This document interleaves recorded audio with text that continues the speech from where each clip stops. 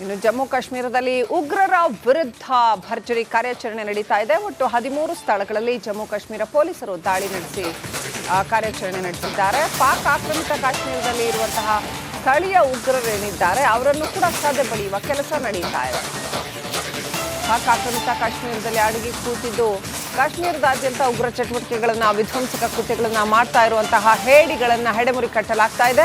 ಉಗ್ರರಿಗೆ ಸೇರಿದ ಮನೆಗಳ ಮೇಲೆ ಪೊಲೀಸರು ದಾಳಿ ನಡೆಸ್ತಾ ಇದ್ದಾರೆ. ದೋಡಾ ಮತ್ತು ಕಿಶ್ತವಾರ್ ಜಿಲ್ಲೆಗಳಲ್ಲಿ ಪೊಲೀಸರು ಕಾರ್ಯಾಚರಣೆ ನಡೆಸಿದ್ದಾರೆ. ಉಗ್ರರ ಮನೆಗಳನ್ನ ಉಡೀಸ್ ಮಾಡುವ ಕಾರ್ಯ ನಿರಂತರವಾಗಿ ನಡೆದಿದೆ. ಪಿಒಕೆನಲ್ಲಿ ಆ ಕಡೆಯಿಂದ ಬಂದು ಕಾಶ್ಮೀರದಾದ್ಯಂತ ಏನು ವಿಧ್ವಂಸಕ ಕೃತ್ಯಗಳನ್ನ ಮಾಡ್ತಾರೆ ಅಂತಹ ಉಗ್ರರನ್ನ ಹುಡುಕಿ ಮಟ್ಟ ಹಾಕಲಾಗ್ತಾ ಇದೆ.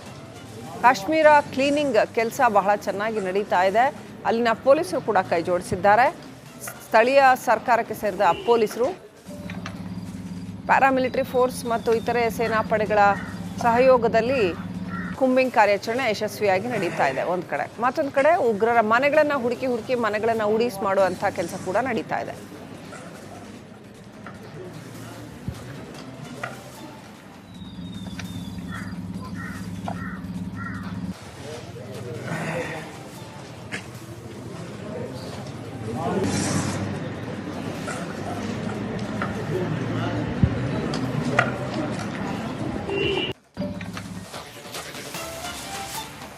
ಇನ್ನು ಜಮ್ಮು ಕಾಶ್ಮೀರದಲ್ಲಿ ಉಗ್ರರ ವಿರುದ್ಧ ಭರ್ಜರಿ ಕಾರ್ಯಾಚರಣೆ ನಡೀತಾ ಇದೆ. ಒಟ್ಟು 13 ಸ್ಥಳಗಳಲ್ಲಿ ಜಮ್ಮು ಕಾಶ್ಮೀರ ಪೊಲೀಸರು ದಾಳಿ ನಡೆಸಿ ಕಾರ್ಯಾಚರಣೆ ನಡೆಸಿದ್ದಾರೆ. ಪಾಕ್ ಆಕ್ರಮಿತ ಕಾಶ್ಮೀರದಲ್ಲಿ ಇರುವಂತಹ ಸ್ಥಳೀಯ ಉಗ್ರರೇನಿದ್ದಾರೆ ಅವರನ್ನು ಕೂಡ ಸದೆ ಬಡಿಯುವ ಕೆಲಸ ನಡೀತಾ ಇದೆ.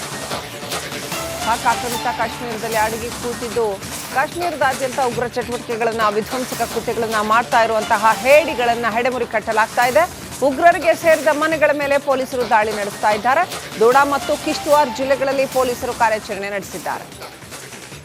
ಉಗ್ರರ ಮನೆಗಳನ್ನು ಉಡೀಸ್ ಮಾಡುವ ಕಾರ್ಯ ನಿರಂತರವಾಗಿ ನಡೆದಿದೆ. ಪಿಒಕೆನಲ್ಲಿ ಆ ಕಡೆಯಿಂದ ಬಂದು ಕಾಶ್ಮೀರದಾದ್ಯಂತ ಏನು ವಿಧ್ವಂಸಕ ಕೃತ್ಯಗಳನ್ನ ಮಾಡ್ತಾರೆ ಅಂತಹ ಉಗ್ರರನ್ನ ಹುಡುಕಿ ಮಟ್ಟ ಹಾಕಲಾಗ್ತಾ ಇದೆ. ಕಾಶ್ಮೀರ ಕ್ಲೀನಿಂಗ್ ಕೆಲಸ ಬಹಳ ಚೆನ್ನಾಗಿ ನಡೀತಾ ಇದೆ. ಅಲ್ಲಿನ ಪೊಲೀಸರು ಕೂಡ ಕೈ ಜೋಡಿಸಿದ್ದಾರೆ. ಸ್ಥಳೀಯ ಸರ್ಕಾರಕ್ಕೆ ಸೇರಿದ ಪೊಲೀಸರು, ಪ್ಯಾರಾಮಿಲಿಟರಿ ಫೋರ್ಸ್ ಮತ್ತು ಇತರೆ ಸೇನಾ ಪಡೆಗಳ ಸಹಯೋಗದಲ್ಲಿ ಕುಂಬಿಂಗ್ ಕಾರ್ಯಾಚರಣೆ ಯಶಸ್ವಿಯಾಗಿ ನಡೀತಾ ಇದೆ. ಒಂದು ಕಡೆ, ಮತ್ತೊಂದು ಕಡೆ ಉಗ್ರರ ಮನೆಗಳನ್ನು ಹುಡುಕಿ ಮನೆಗಳನ್ನು ಉಡೀಸ್ ಮಾಡುವಂಥ ಕೆಲಸ ಕೂಡ ನಡೀತಾ ಇದೆ.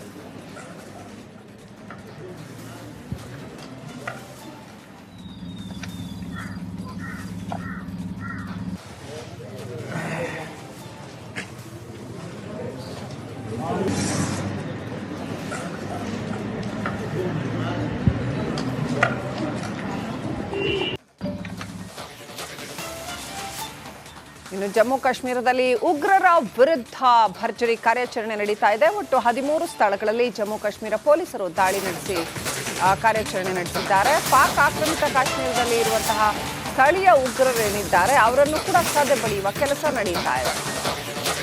ಪಾಕ್ ಆಕ್ರಮಿತ ಕಾಶ್ಮೀರದಲ್ಲಿ ಅಡಗಿ ಕೂತಿದ್ದು ಕಾಶ್ಮೀರದಾದ್ಯಂತ ಉಗ್ರ ಚಟುವಟಿಕೆಗಳನ್ನ ವಿಧ್ವಂಸಕ ಕೃತ್ಯಗಳನ್ನ ಮಾಡ್ತಾ ಇರುವಂತಹ ಹೇಡಿಗಳನ್ನ ಹೆಡೆಮುರಿ ಕಟ್ಟಲಾಗ್ತಾ ಇದೆ. ಉಗ್ರರಿಗೆ ಸೇರಿದ ಮನೆಗಳ ಮೇಲೆ ಪೊಲೀಸರು ದಾಳಿ ನಡೆಸ್ತಾ ಇದ್ದಾರೆ. ದೋಡಾ ಮತ್ತು ಕಿಶ್ತವಾರ್ ಜಿಲ್ಲೆಗಳಲ್ಲಿ ಪೊಲೀಸರು ಕಾರ್ಯಾಚರಣೆ ನಡೆಸಿದ್ದಾರೆ.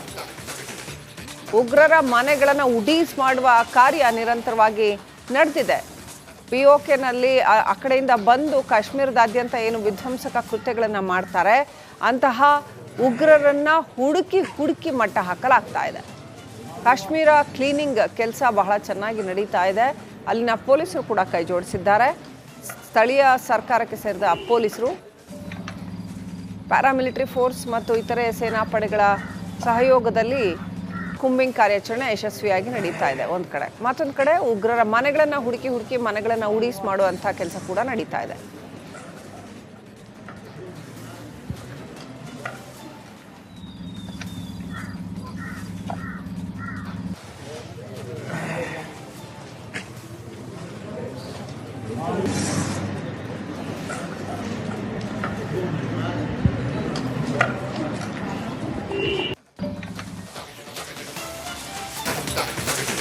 ಅಲ್ಪಾವಧಿಯ ವೀಸಾ ಹೊಂದಿರುವವರ ಗಡುವು ಮುಕ್ತಾಯ ಆಗಿದೆ. 4 ದಿನಗಳಲ್ಲಿ ಅಟ್ಟಾರಿ ಮೂಲಕ 537 ಪಾಕ್ ಪ್ರಜೆಗಳು ವಾಪಸ್ ಆಗಬೇಕಾಗತ್ತೆ. 9 ರಾಜತಾಂತ್ರಿಕ ಅಧಿಕಾರಿಗಳು ಸೇರಿದಂತೆ 537 ಪಾಕ್ ಪ್ರಜೆಗಳನ್ನ ವಾಪಸ್ ಕಳಿಸಲಾಗ್ತಾ ಇದೆ. ಪಾಕಿಸ್ತಾನದಿಂದ 850 ಭಾರತೀಯರು ವಾಪಸ್ ಬಂದಿದ್ದಾರೆ. 14 ರಾಜತಾಂತ್ರಿಕ ಅಧಿಕಾರಿಗಳು ಸೇರಿ 850 ಜನ ಪಾಕಿಸ್ತಾನದಿಂದ ವಾಪಸ್ ಬಂದಿರತಕ್ಕಂಥ ಭಾರತೀಯರು. ಇನ್ನು ದೇಶದಾದ್ಯಂತ ಇರುವಂತಹ ಪಾಕಿಸ್ತಾನಿಗಳನ್ನ ಹುಡುಕಿ ವಾಪಸ್ ಕಳಿಸಲಾಗ್ತಾ ಇದೆ ಅವರ ದೇಶಕ್ಕೆ. ವೈದ್ಯಕೀಯ ವೀಸಾ ಹೊಂದಿದ ಪಾಕಿಸ್ತಾನಿಗಳಿಗೆ ನಾಳೆ ಡೆಡ್ಲೈನ್ ಕೊಡಲಾಗಿದೆ. ವೈದ್ಯಕೀಯ ವೀಸಾ ಅಂದ್ರೆ ಇವನ್ ಟ್ರೀಟ್ಮೆಂಟ್ಗೆ ಮತ್ತಿನ್ನೇನೋ ಉದ್ದೇಶಕ್ಕೆ ಬಂದಿರತಕ್ಕಂಥ ಪಾಕಿಸ್ತಾನಿಗಳಿಗೆ ಕೂಡ ನಾಳೆ ಡೆಡ್ಲೈನ್. ನಾಳೆಯೇ ಭಾರತ ಬಿಟ್ಟು ಪಾಕಿಸ್ತಾನಕ್ಕೆ ತೆರಳೋದಕ್ಕೆ ಸೂಚನೆ ಕೊಡಲಾಗಿದೆ.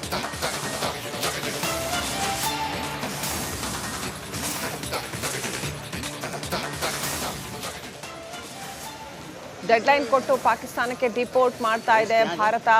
ಸಾವಿರ ಸಂಖ್ಯೆಯಲ್ಲಿ ಪಾಕಿಸ್ತಾನಿಯರು ಭಾರತದಲ್ಲಿ ಇದ್ದಿದ್ದಂಥದ್ದು. ದೆಹಲಿಯೊಂದರಲ್ಲೇ 5,000 to 6,000 ಪಾಕಿಸ್ತಾನಿಗಳಿದ್ರು ಅನ್ನೋದು ಗೊತ್ತಾಗಿದೆ. ಎಲ್ಲರನ್ನೂ ಹುಡುಕಿ ಅಕ್ರಮವಾಗಿ ನೆಲೆಸಿರುವವರು, ಸಕ್ರಮವಾಗಿ ಇರುವವರು, ವೀಸಾ ಹೊಂದಿರುವವರು, ಹೊಂದಿಲ್ಲದವರು ಅವರನ್ನೆಲ್ಲ ಹುಡುಕಿ ವಾಪಸ್ ಗಂಟು ಮುಟ್ಟೆ ಕಟ್ಟಿಸಿ ಅವ್ರ ಊರಿಗೆ ಕಳಿಸಲಾಗ್ತಾ ಇದೆ, ಪಾಕಿಸ್ತಾನಕ್ಕೆ ಕಳಿಸಲಾಗ್ತಾ ಇದೆ. ನೋಡಿ, ಇವ್ರ ಜೊತೆ ಇನ್ನೂ ಯಾರಿಗಾದ್ರೂ ಹೋಗೋ ಇಷ್ಟ ಇದ್ರೆ ಖಂಡಿತವಾಗ್ಲೂ ಹೋಗಬಹುದು. ಪಾಕಿಸ್ತಾನ ಪ್ರೇಮಿಗಳು ಒಂದಷ್ಟು ಜನ ಇದ್ದಾರೆ ನಮ್ಮಲ್ಲಿ, ಯಾರು ಅವ್ರನ್ನ ತಡೆಯೋದಿಲ್ಲ. ಪಹಲ್ಗಾಂವ್ನಲ್ಲಿ ಉಗ್ರರ ದಾಳಿಯ ವಿಚಾರಕ್ಕೆ ಸಂಬಂಧಪಟ್ಟಂತೆ ಎನ್ಐಎ ತನಿಖೆ ಚುರುಕುಗೊಂಡಿದೆ. ದಾಳಿಗೆ ಉಗ್ರ ಸಂಘಟನೆಗಳ ಲಿಂಕ್ ವಿಚಾರಕ್ಕೆ ಸಂಬಂಧಪಟ್ಟಂತೆ ತನಿಖೆ ಇನ್ನಷ್ಟು ಚುರುಕುಗೊಂಡಿದೆ. ಸ್ಥಳೀಯರು, ಗಾಯಾಳುಗಳನ್ನು ವಿಚಾರಣೆ ನಡೆಸ್ತಾ ಇದ್ದಾರೆ ಎನ್ಐಎ ಅಧಿಕಾರಿಗಳು. 14 ಜನ ಉಗ್ರರ ಪಟ್ಟಿಯನ್ನು ತಯಾರಿಸಿದ್ದಾರೆ ಎನ್ಐಎ ಅಧಿಕಾರಿಗಳು. ಇಂದು ಮೃತರ ಕುಟುಂಬಗಳ ಮನೆಗೆ ಎನ್ಐಎ ಟೀಮ್ ಭೇಟಿ ಕೊಡಲಿದೆ ಅಂತ ಹೇಳಲಾಗಿದೆ. ಭಾರತ್ ಭೂಷಣ್ ಮಂಜುನಾಥ್ ರಾವ್ ಕುಟುಂಬದ ವಿಚಾರಣೆ ನಡೆಸುವ ಸಾಧ್ಯತೆ ಇದೆ. ಘಟನೆ ಸಂಬಂಧ ಪ್ರತ್ಯಕ್ಷದರ್ಶಿಗಳ ವಿಚಾರಣೆಗೆ ಎನ್ಐಎ ಮುಂದಾಗಿದೆ. ಆಂಧ್ರದ ಮಧುಸೂದನ್ ಮನೆಗೂ ಕೂಡ ಎನ್ಐಎ ತಂಡ ಭೇಟಿ ಕೊಡಲಿದೆ. ಅಲ್ಪಾವಧಿಯ ವೀಸಾ ಹೊಂದಿರುವವರ ಗಡುವು ಮುಕ್ತಾಯ ಆಗಿದೆ. 4 ದಿನಗಳಲ್ಲಿ ಅಟ್ಟಾರಿ ಮೂಲಕ 537 ಪಾಕ್ ಪ್ರಜೆಗಳು ವಾಪಸ್ ಆಗಬೇಕಾಗತ್ತೆ. 9 ರಾಜತಾಂತ್ರಿಕ ಅಧಿಕಾರಿಗಳು ಸೇರಿದಂತೆ 537 ಪಾಕ್ ಪ್ರಜೆಗಳನ್ನ ವಾಪಸ್ ಕಳಿಸಲಾಗ್ತಾ ಇದೆ. ಪಾಕಿಸ್ತಾನದಿಂದ 850 ಭಾರತೀಯರು ವಾಪಸ್ ಬಂದಿದ್ದಾರೆ. 14 ರಾಜತಾಂತ್ರಿಕ ಅಧಿಕಾರಿಗಳು ಸೇರಿ 850 ಜನ ಪಾಕಿಸ್ತಾನದಿಂದ ವಾಪಸ್ ಬಂದಿರತಕ್ಕಂಥ ಭಾರತೀಯರು. ಇನ್ನು ದೇಶದಾದ್ಯಂತ ಇರುವಂತಹ ಪಾಕಿಸ್ತಾನಿಗಳನ್ನ ಹುಡುಕಿ ವಾಪಸ್ ಕಳಿಸಲಾಗ್ತಾ ಇದೆ ಅವರ ದೇಶಕ್ಕೆ. ವೈದ್ಯಕೀಯ ವೀಸಾ ಹೊಂದಿದ ಪಾಕಿಸ್ತಾನಿಗಳಿಗೆ ನಾಳೆ ಡೆಡ್ಲೈನ್ ಕೊಡಲಾಗಿದೆ. ವೈದ್ಯಕೀಯ ವೀಸಾ ಅಂದ್ರೆ ಇವನ್ ಟ್ರೀಟ್ಮೆಂಟ್ಗೆ ಮತ್ತಿನ್ನೇನೋ ಉದ್ದೇಶಕ್ಕೆ ಬಂದಿರತಕ್ಕಂಥ ಪಾಕಿಸ್ತಾನಿಗಳಿಗೆ ಕೂಡ ನಾಳೆ ಡೆಡ್ಲೈನ್. ನಾಳೆಯೇ ಭಾರತ ಬಿಟ್ಟು ಪಾಕಿಸ್ತಾನಕ್ಕೆ ತೆರಳೋದಕ್ಕೆ ಸೂಚನೆ ಕೊಡಲಾಗಿದೆ.